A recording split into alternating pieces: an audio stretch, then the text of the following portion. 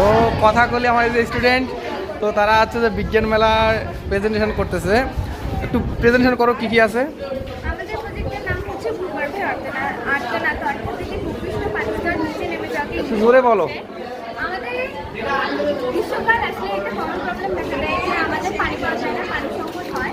আমাদের প্রত্যেকটা উদ্দেশ্য হচ্ছে পানি সংকট নিয়ে মানুষকে সচেতন করা। আমাদের পৃথিবীর প্রায় ৭৫% হচ্ছে পানিতে বেষ্টিত, তাই আমাদের গ্রহকে ব্লু প্ল্যানেট বা নীল গ্রহ বলা হয়।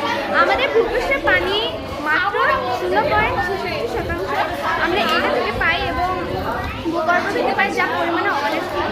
তো আমাদের প্রজেক্টের জন্য আমরা হলো অনেক এখানে হচ্ছে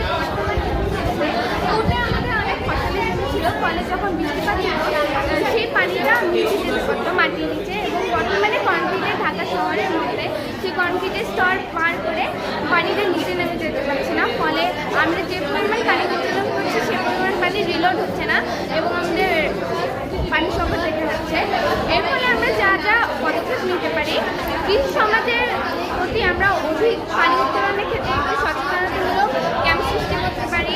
তারপর অন্তর্দেশীয় নদীগুলোর মধ্যে ন্যায্য পানি বন্টনের ক্ষেত্রে আমরা চীন, ভারত, নেপাল এদের মধ্যে একটি কূটনৈতিক সমঝোতা চালিয়ে যেতে পারি।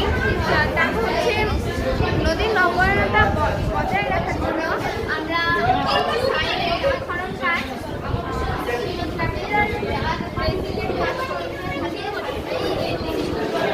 ধন্যবাদ, ধন্যবাদ। সুন্দর। তুমি কিছু বলবা?